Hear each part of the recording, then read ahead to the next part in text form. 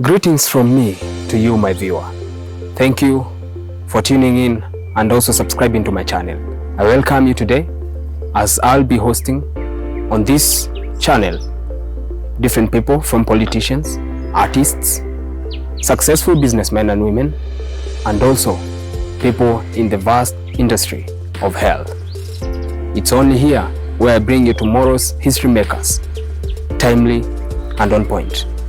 Join me, Jazz on Classic. Today here I'll be hosting one of the candidates in the Ndaragwa constituency member of parliament race, one Mr. Julius Kamoni wa Gitonga, as he takes us through his journey, how things have been, and the ambitions that he does have for the people. It is only here where he will be telling us everything from where he started, what he has been doing, and what he intends to do for the people, because it's only me who brings you the best of the best. And that's why I urge you to stay tuned, walk with me as I unveil the best from my side. Please subscribe, share widely, and do not touch that dial. Welcome. Welcome very much, sir. Thank you. Karibu sana. Thank you. Huku niambia Ndaragwa is such a beautiful place. Yeah, it is a beautiful place. Yes. Karibu sana hapa Ndaragwa. Thank you. You are in Ndaragwa County, and I know you have looked for us. For me, I've been a bit busy here and there, yes, seeing people, doing campaign here and there, sure, talking to them about my manifesto. Yes. And once again, karibuni sana. Asante sana. Yeah. And I've had requests from different people. Yeah. On me hosting you. Okay. So it's such a great pleasure to have you. Okay. Karibu sana. Thank you. Tell me, who is Mr. Julius Kamoni? Okay.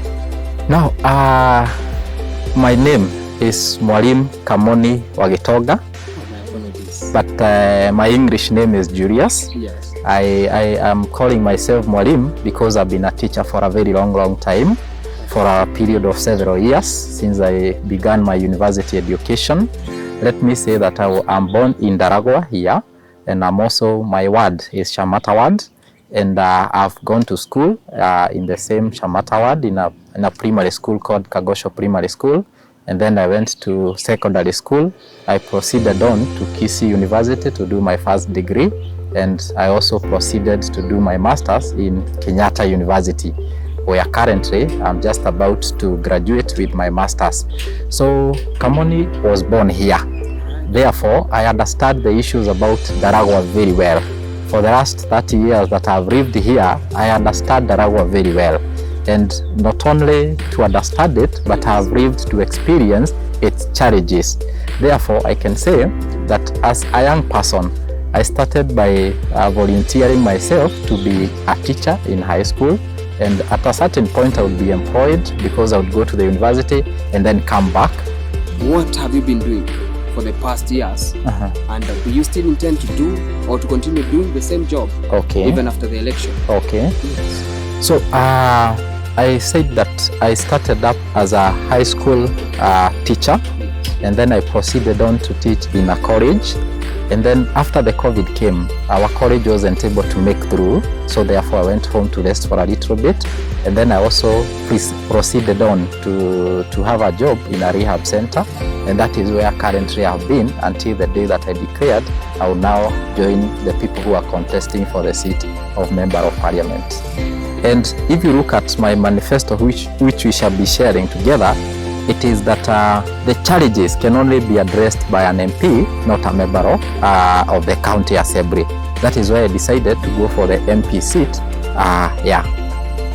And what is the inspiration behind the task that you're asking for from the Ndaragwa people? Okay, the inspiration behind that, it is because I feel I have the potential to do something to the current challenges that our people in Ndaragwa are going through. I feel that I'm potential, and I've tried to do a few things in the past for them, but that was with what was in my ability. But now I feel if given an opportunity in that office, given the resources that are in that office, I can be able to do something to them that will change their lives completely and change the whole land indeed. Yeah. And maybe briefly, tell us, what party are you vying through? What's your ticket? For now, I'm not vying on any party. For now, I've not settled actually on any party because I feel that I don't want first of all to go to nomination before I tell people the vision that I have for them. I want to share my vision and then the people will make a choice. There is something that I've learned with the people of Ndaragwa these days, that they are very wise. They are able to choose between a party and a person. They're able to choose somebody who is maybe selling a name and somebody who is selling some agendas. And I want people to identify me with the agendas that I'm telling them and the work that I want to do for them once they give me the opportunity in August. Okay. We've had across the country independent candidates winning in general elections. Like we had an MCA in the past general election in 2017, yes? So do you think that Ndaragwa constituency is ready for that? Yes, I do think that Ndaragwa constituency is ready to elect an independent candidate. I will give an example. The people of Ndaragwa Central Ward, they elected an MCA who was independent because they felt that they are more confident with him, with his agenda, and he would more work for them. So I still, even when I look at the country, it has elected several independent MP because they were identifying with what they were telling them about. That is amazing. Yeah. I hope Ndaragwa is ready for the change. Yeah. So what are your main agendas? What are you selling to them? That is a very good question, and I think it will be actually the base of this interview because I want to tell them about what I can do in terms of the plans that I have for them in education, for the youth and women empowerment, for roads, for electricity, and even there's a place that I'm telling them that I will enable them to access some rehab service because I see there's a problem there for our youth in drugs and alcohol and such issues that are disturbing them. So I have many agendas and we can discuss them one by one in brief if it will be okay with you, Mr. Frank. Personally, being a pleasure to have you. Okay. I have all the time for you. So tell us about, I had a complaint filed through me on my social media account. Okay. And this is a question that I really needed to ask you. What would you tell the people of Reshafondo who have been struggling with poor infrastructure and scarcity of water for over years through elections? So what I would say that about Leshao and the whole of Ndaragwa is that people go through the common problem, and there has been a problem of water, there has been a problem of roads, there have been a problem also in terms of electricity.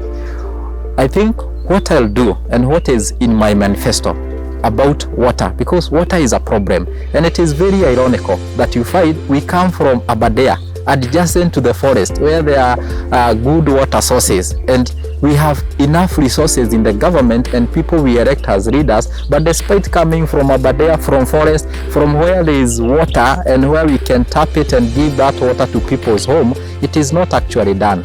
So what I know is that once we have a good leader in position, the resources are well enough. What I can promise the people of Reshao and the people of Ndaragwa at large is that I will ensure that at least 90% of homes have water, meaning that 9 homes out of 10 will have access to clean water. And the next thing we should now be looking at is how we can use that water resource in the forest, in the Aberdares, to do some farming also. But first, for what I'm focusing on is to make sure that at least 9 homes out of 10 have clean water, or they have good accessible water, they have tapped water, and that is what I'll be committing to do to them. Okay. So I saw partly of what you have or what you've intended in terms of the rehab. Can you tell us more about that? So one of my biggest agenda is talking about drugs and alcoholism, because it has affected people of my age, it has affected different people, it has affected men. And I have seen, for example, if you go to the YouTube and check about suicide cases in Shamata Wandaron, you find there's a time that we amazed the world because of a small square kilometer area, but a lot of people killing themselves, going through issues, and they finally end up committing suicide. So I decided this way, that if I'll be elected as their member of parliament, one of the things I'll do is to ensure that they have an access to a rehabilitation place, so that they are done treatment and also as they undergo through that treatment, they can also go through counseling, and we can be able to take them out of that slavery of addiction, the slavery of alcoholism, the slavery of bangi, because it's also being used a lot by young people even in high school, and bring them back to where they are supposed to be, very productive people, and also enable young people like me to have families and cater for them and reduce those conflicts that are there because of alcohol and other substance uses. So that one is one of my major agenda, and I'll be sharing it to the people for them to understand exactly what it says, because it has affected most of the homes. Almost in every extended family, you find there is 2 people or 3 who are struggling with alcoholism, and it will be an agenda that I will address very well, Bwana Frank. Well, this being a great point, let me bring in this one. We have the youth, that is the young men and women in the constituency in Ndaragwa, who have been struggling with a lot of this. Yeah. We also have people living with disabilities. So what do you have in store for them? Because it's a major question we need to answer to us. Okay. So when we talk about the youth, I have a great plan for the youth. One that I'm saying and telling them is that I want every youth to have a skill. Today I am Mwalimu, and that name Mwalimu I have qualified for. I have gone to school to study that, and that is what gives me ugari in the evening. So what I want the youth of Ndaragwa to do is, first of all, to agree in a point that I want to do. Let me talk about this point even before we get to the point of education. I want to establish a technical school, a technical and vocational college where they'll be trained on a skill. I want every youth to have a skill. A skill is number one. These days a skill is like having an identification card, an ID. And I want them, each person, to be proud of having a skill, so that whenever employment opportunity come, they can be able to go and apply those opportunities. Allow me to cut you short. It's okay. We've had each and every aspirant in the past years come and tell the people the same thing. So why should the people believe that this one is going to be actually practical and done? Okay. Yes. Now, this is the point. Sometimes I've seen some of the competitors that we are having, instead of directly addressing the issue and committing themselves to actually do this thing, what they are doing, they just tell watu jeshi nishikirieni, ama jeshi kueni nami, jeshi nisaidieni hii, but actually they do not commit that they are going to establish this or they are going to help them in this way. So the difference between me and them is that for me, I'm telling them, even as they watch this interview, they'll be able to see that I committed myself to establish a college that will train both professional courses and also train those technical skills, because I want each and every person immediately after Form 4, those who left Form 4 can be able to access a course, a skill that they can use to offer and get some money. Because I've realized when I look at it, and it is something that all of us, you can bear me witness. College education is very expensive, and those who get an opportunity to go to the university like me, they are very few in Ndaragwa, especially even in the nature of our secondary schools. They don't really do very well. So majority of people qualify to go for college, but because of how college is expensive, then they don't actually access these skills, and just letting them go to the world and letting them now join the country as wafanyikazi wa nchi without a skill, it becomes a struggle.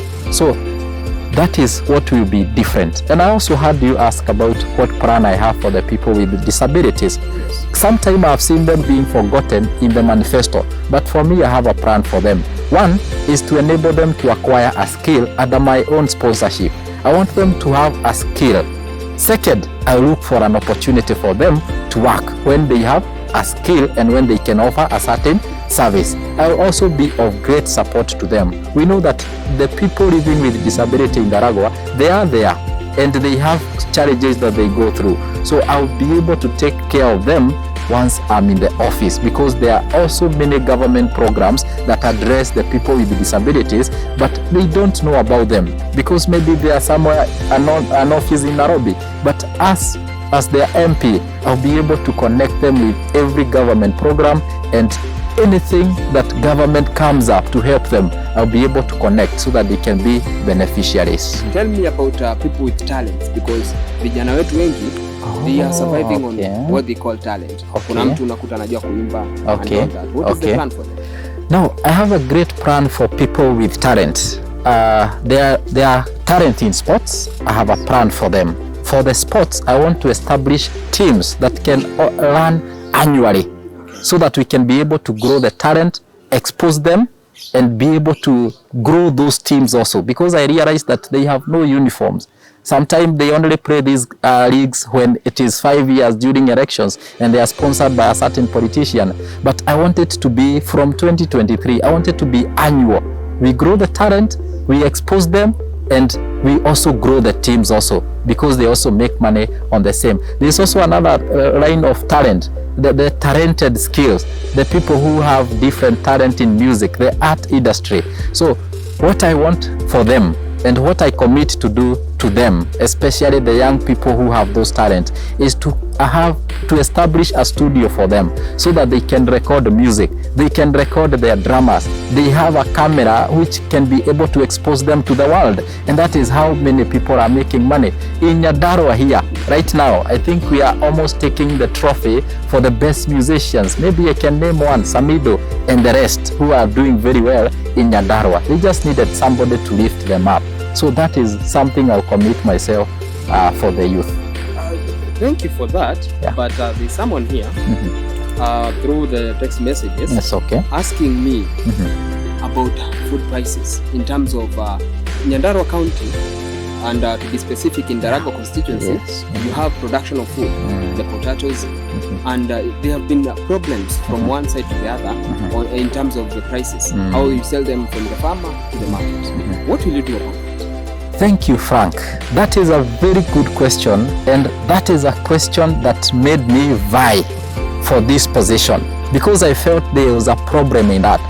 Ndaragwa, I can say that 80% they depend on farming. They depend on the products, especially milk, potatoes, and we have tomatoes and other different agricultural products that they depend on. But when I look at the agriculture sector, is that pricing is wrong in terms of how they sell their product. The pricing is too low, but the production cost is very high. The fertilizers are very expensive. What I intend to do about it is to advocate for their product to be sold at the right prices, and also to represent them well in Parliament to ensure that there will be no bill, or the government will not come up with a way to raise the product that are used in production, because that is where the problem is. So I always advocate for it, and it has been a problem within the 5 years of the last member of Parliament. A major problem, and people cried out and they were disappointed with the whole farming things because of how the prices are low and the cost of production was high. That is a very serious agenda that I will be on. Okay. Yeah. Maybe to reflect on that, is the 5,000 jobs yearly part of this initiative to lower the food prices? Yes. Now, that 5,000 job yearly, it is a plan on itself, Bwana Frank. And many youth, they are well educated. They have gone to colleges through the struggles of their parents. But once they come out of colleges and universities, they have no opportunity to work. Those 5,000 jobs per year, they are very much practical to me because I have a plan on them. And maybe if you allow me, I can maybe name just 3 things on how I'll be able to achieve that. First, I'll be able to achieve it through coming up with projects that create employment. For example, establishing that technical training college there, it will do a lot to establish, to come up with jobs. Because one student carries many industries. If you bring students here, it means transport industry, it means some sarunist, food industry, the rod, the carpenter for beds, the gases and all that. A student carries a whole industry there. So I know by establishing a college there, where we shall agree I establish it, to bring a lot of jobs. That is through government project. Another point about establishing the 5,000 jobs is that I want to be very serious on this in terms of our youth. Once they're educated, they do not have the opportunities that come up in the country. Government always come up with programs, with projects that bring up a lot of job opportunities. But the problem between those who are unemployed and those who get the job is our youth do not really get to access to know those jobs opportunities where they are. So I'll make sure that I'm able to come up with a group of all those people with different skills, so that whenever there is an opportunity, then they are told and they should apply. And if something needs to be done for them to get the job, then I'll be there for them. Yeah, and also giving them skill. It's also another thing. Once I give you a skill in driving, once I give you a skill in electricity, it means that I'm empowering you to look for a job tomorrow or to be able to work tomorrow. So those are some, but I also have a lot of details on how I'll be able to manage. Yeah, very true. Now, again, let me ask. Yes. Electricity. Yes. What do you plan about electricity? You know, I believe people are tired of being in that ancient world of darkness, where insecurities have been coming in huge numbers. What will you do about that? So first, I would say that we have since independence, we have had a problem with electricity. Our leaders, our former leaders, they have not been able to do something on this electricity, even when we had the program of the last mile by the government of Jubilee. So this is my point on electricity. I want to commit to the people of Ndaragwa that I will lobby, I will ensure that they get at least 90% of homes have to be electrified, because it is all about lobbying. We cannot understand why other places, other counties, they are well with electricity. They are at 100%. Every home, every shopping has electricity. But when we come to our area, very few homes are connected to electricity. Even right now, very few homes. And electricity will also be one of my projects to create the 5,000 jobs, because I know how it can be of help to create those jobs. I am told that there is a CDF fund in the constituency. Okay. And I'd like to know your well-versed information on this constituency. Okay. So what can you tell the people? Now, there is something that I can tell the people about the CDF fund, is that if you look at the last at least 4 years, Ndaragwa constituency has received slightly more than 520 million. But the people can be able to tell whether it was of help to them. So what do I say is that the government is able to put a lot of funds for the people to get the development that they need. But sometimes you find when there is a wrong leader, then things go wrong and people are not able to see that money where it went. So one thing that I'm promising the people is about the integrity and accountability of such fund, because they are there. And they need to be able to help in those agendas of education, the roads, the electricity, and such. But you find that is not what exactly happens. Yeah. So with you in power, all this will be achievable? It will. Through a period of time? Yeah. And after quite some good follow-up? Yeah. Now, let me ask this maybe. These technical colleges that you're talking about, will you establish new ones? Or will you find the ones that have been abandoned around the area and utilize them? Okay. Yes. So on that point, I want to say this. On technical colleges, there is one, but it is not doing very well.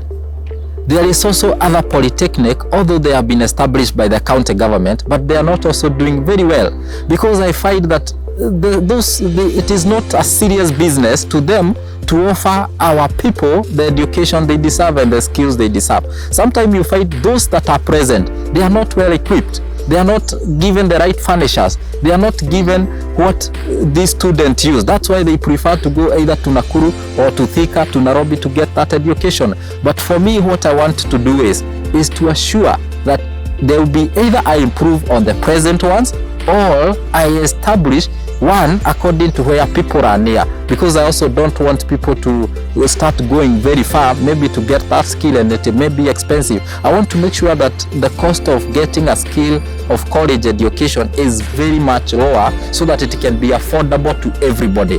One of the skills that I want to offer many youth is a chance to have a driving license and a license for the motor riders, because I realize that transport industry is making a lot of money. It's making a lot of employment, and I want to create more employment opportunities by enabling them access to these licenses. So what I'll do different is that I will be able to establish many driving schools in our wards that are very cheap. And in 2023, I want us to start these things so that people can start going to school for a month, for 2 months, and within 5 years, I want people to rate me by telling me how many people have I been able to give a chance to have driving licenses. Today, you can't walk without a driving license. It is the similar as having an ID. It is also the same. I want to have them have a chance to do computer. Having computer knowledge today is beneficial to everybody. You cannot live in this modern Kenya without a computer knowledge. So that one I'll also be very critical about it, and I'll give them, all of them, a chance. And within 5 years, everybody should have these skills, and they should help them to make a living and also to understand the kind of a world is. And it is also in my agenda of creating 5,000 jobs. Thank you. Maybe as I wind up. Yes. There has been a story that circulated around 2019. Okay. In the Shamata ward. Okay. Where we had suicide incidences. Yes. And unfortunately, over 70 people succumbed to this. And 90% were youth, young men and women. So where were you then? What did you do? And did that make you change your lifestyle, or what happened from then? Thank you. So that is a very genuine question, Bwana Frank, and thank you for bringing it on board, because it has to have somebody to address it. Not only in 2018, that is when we went to the media, but I can assure you, even today, suicide cases are still happening to the young people that we have. For example, last year, around November there, I buried my own friend, a schoolmate. Because of despair, he was found in a room. He had killed himself in Nyahururu town. It was so sad for me. So having gone to school and done a study about drugs, and that is why I told you that I've been working in rehabs also, and I've been working in schools. I've been working with the young people.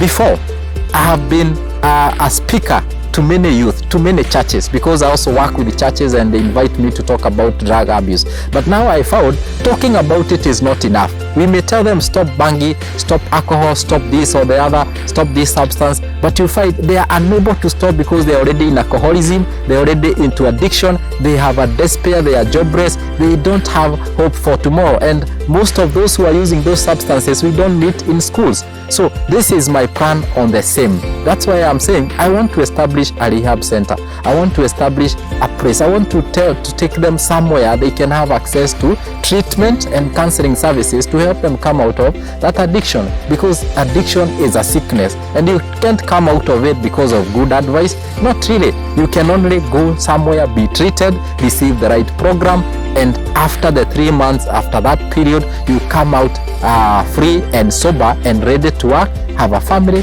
and continue with the business that you do. I must say, it has been a pleasure having Mr. Julius here, and he has taken us through his journey from A to Z. And now as I wind up, I'd like him to maybe tell the people of his plans and his final remarks on what he has in store for them. Welcome, sir. Yeah, thank you so much, Frank, and your team. Thank you for visiting Ndaragwa today. Indeed, I'm happy to see you. I'm happy to host you in Ndaragwa, and I'm happy that you have come. Thank you because of sharing to the people to know exactly why we have a young person who wants to become a member of parliament. At least they will have a good understanding about me. So this is what I can tell them as we wind up. One is to tell them that if I'm given a chance, I will represent them well, with courage and with a lot of sense in parliament, because right now we need somebody who represent the people's need, who represent the people in parliament. Number two, I will be a leader of integrity. I will be accountable. You will look at me on the things I'm doing. You'll be able to tell me, Mheshimiwa, you promised this. What are the results? Mheshimiwa, you said this. What are the results? And again, I would also ask you that in case there is a function, in case you need me, you can always contact me so that I come, we share more about my agendas. This election, let it be a discussion about agenda, not about a name, not about fame, not about the 2 shillings, the 50 bob, the 200, what you are given by a politician, but want to know what is there for you after you have given that person a chance to go to parliament on August. And I'll be very glad if you call me for such discussion. And first is to thank the people of Ndaragwa and to ask them walk with me. And I request you to vote for me when it comes to August on date 9 this year. Thank you so much and God bless you. I have had a good time from my side, and I totally hope that you've also enjoyed this time.